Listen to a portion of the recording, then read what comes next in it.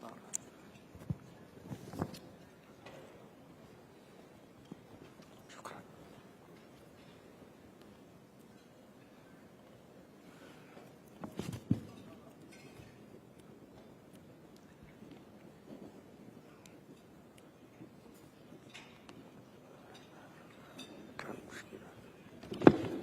الله الرحمن الرحيم. الحمد لله رب العالمين، الصلاة والسلام على سيدنا محمد النبي الخاتم وعلى إخوانه من الأنبياء والمرسلين.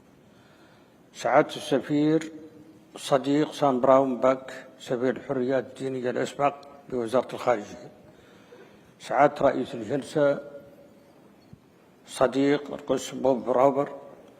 سعادة السفير ديفيد سيبرسون.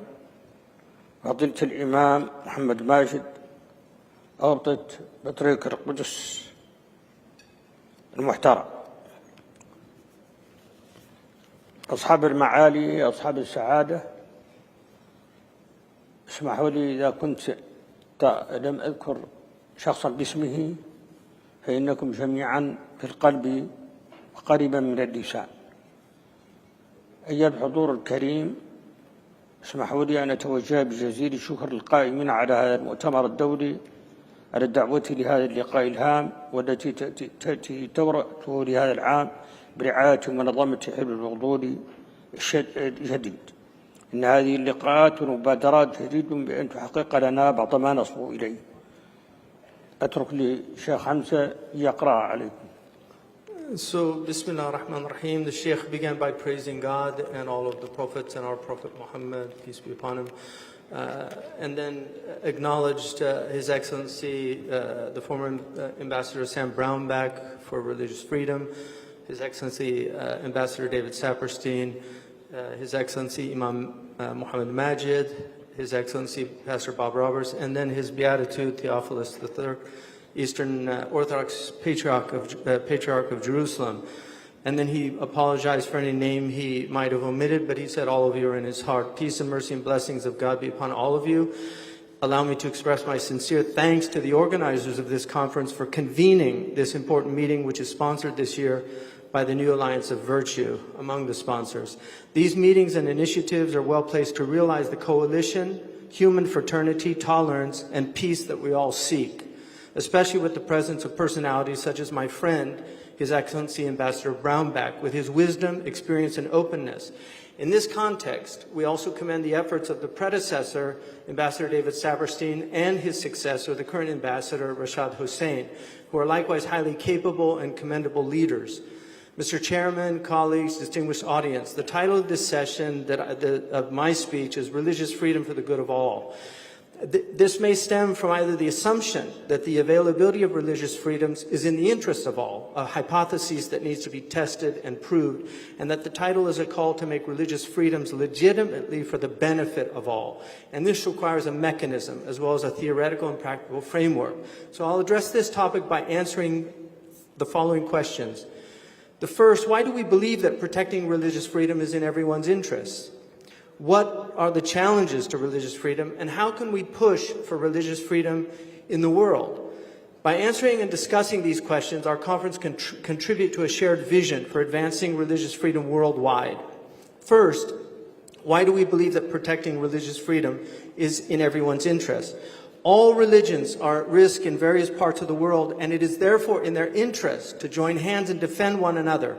Religious freedoms of a particular religion should enjoy the support of other religions, as each one constitutes a majority in a certain part of the world, whilst it constitutes a minority in others. If it does not cooperate with other religions in its regions of influence, it may not cooperate in turn in areas where it forms a numerical minority. Thus, religious leaders must cooperate to ensure religious freedom for all. Globalization, which has seen the movement of goods and merchandise around the world, has witnessed a similar migration in ideas and peoples of different religions and beliefs. And thus there is hardly a land that belongs exclusively to one religion in the world today. Nonetheless, the purpose of protecting religious freedom should not be based on a pragmatic calculation. It should stem first and foremost from a religious belief or principle, since all religions teach and in fact urge support for the oppressed and the protection of freedom of faith and practice. It is in fact one of the rights that Islam grants human beings. The Holy Quran states, there is no compulsion in the religion in 2:256. Also, the provision of religious freedom is not merely important, but necessary to ensure coexistence and peace among human beings on earth. For there is no peace in the world without peace between religions, as the Swiss philosopher Hans Kuhn put it. Guaranteeing religious freedoms, therefore, contributes to understanding the joyful coexistence amongst all human beings. What are the challenges that hinder the availability of religious freedoms? The challenges facing religious freedom stem mostly from policies that regulate societies. These may be policies that are hostile to all religions equally, whether through an ideological basis, or they may be discriminatory policies based on historical accretions and cultural memory. Factors such as poor communication, ignorance of the other who follows a different religion, fear and apprehension of religion generally, and the inappropriate practices of some religious leaders due to selfish competition or bigotry likewise intensifies these challenges. Therefore, we can only deal with the obstacles to religious freedom effectively if we understand the factors affecting these policies, and we must deal with them rationally and conscientiously.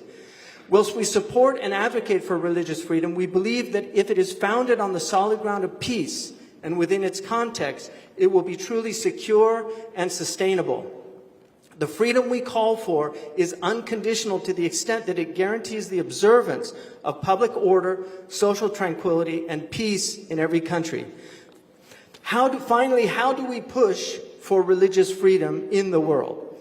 This requires continuous effort and broad-ranging cooperation between religious leaders of different faiths through increasing mutual acquaintance between their followers and enhancing cooperation and joint initiatives between them. Likewise, dialogue and open channels of communication with policymakers are needed to raise awareness of the importance and value of religious freedom. The followers of each religion must also turn to their sacred texts to highlight teachings that encourage coexistence and tolerance, and to see their religious texts, history, and heritage in new and open interpretive contexts that allow them to discover the foundations for coexistence therein. In this regard, they must draw attention to the inspirational stories and models from their history, whose recital may contribute to spreading the values of goodness and peace in the hearts of their adherents. In this context, I thank you for dedicating this session to discussing the contents of the historic 2016 Marrakesh Declaration promoting religious freedom in Muslim-majority lands, which was jointly issued by the Abu Dhabi Forum for Peace and the Ministry of Islamic Affairs in Morocco, and adopted by the Organization of Islamic Cooperation, the OIC. It is a model that should be emulated by other religious leaders who are called to launch further initiatives aimed at protecting minorities in areas where other religions are in the majority. Participants, the existential challenges faced by humankind increase the need to protect religious freedoms of followers of different faiths in many regions of the world. While we monitor from time to time threats to religion and religious sanctities in various regions, such as the burning of the Quran in Sweden and Denmark, we fear that these bigoted trends and extremist practices will overshadow the spirit of tolerance and joyful coexistence that we work and call for. Our country, the United Arab Emirates, represents a model where dozens of different religions, cultures, and races coexist. Hundreds of nationalities living in security, safety, and respect. The UAE hosted the signature of hundreds of religious leaders to the Charter of the New Alliance of Virtue. One of the most important initiatives that should be jointly pursued by religious leaders, the United Nations, and decision makers around the world are laws protecting places of worship from damage and desecration, because they are places where God is worshipped and His name is praised. The Quran said, if we did not repel some people by means of other people, many monasteries, churches, synagogues, and mosques wherein God's name is much invoked would have been destroyed. God is sure to help those who help God's cause. God is all-powerful and almighty. The issue of religious freedom is neither Eastern nor Western. It is not specific to rich countries nor democracies, all of which have had their share of successes and failures. Rather, discrepancy is in the pursuit of religious freedom in the most effective way possible. There is an urgent need to activate the Charter of the New Alliance of Virtue by religious leaders to support the oppressed. In conclusion, we hope that our joint efforts here will satisfy the need for understanding, dialogue, and the search for commonalities. May it serve as a general invitation to people of goodwill to unite to preserve the flame of hope for a better future for the great human family. Thank you. أشكركم على صبركم. السلام عليكم ورحمة الله. Peace be upon all of you. I'm a Baptist pastor from Texas, and I love Shaykh bin Bayyah.